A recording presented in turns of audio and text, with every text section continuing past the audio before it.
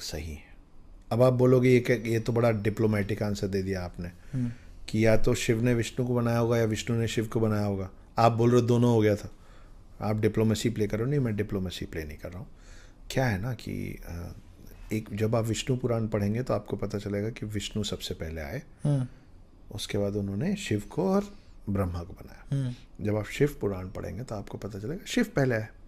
ये अलग अलग मान्यताओं वाली बात है, क्योंकि एक पूरा वैष्णव समाज है जिनके लिए विष्णु ज़्यादा बड़े भगवान हैं, और जो शैव्य समाज है जो शिव जी को बड़ा मानते हैं, उनके लिए शिव बड़े हैं।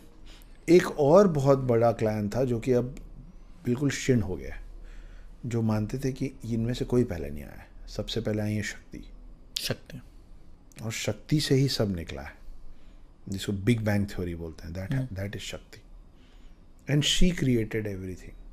मतलब she is the one who created the creator Brahma, who created the preserver Vishnu, who created the destroyer Shiva, है ना। अब मैं क्यों बोल रहा हूँ कि ये तीनों ही कहानियाँ सही हैं।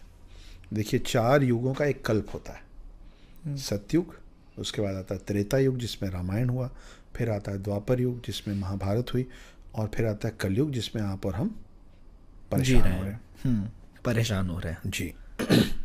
कलयुग खत्म होने के बाद तो ये सतयुग, त्रेता युग, द्वापर युग और कलयुग में ये 4 युग जब खत्म होता है तो इसको कहते हैं एक कल्प। उसके बाद फिर से एक नया कल्प शुरू होता है वापस सतयुग से। तो आप मेरी उंगली को ध्यान से देखिए, ठीक है। डमरू देखा है ना, शिव जी का डमरू। आप तो ऐसे भी शिव भक्त हैं जी।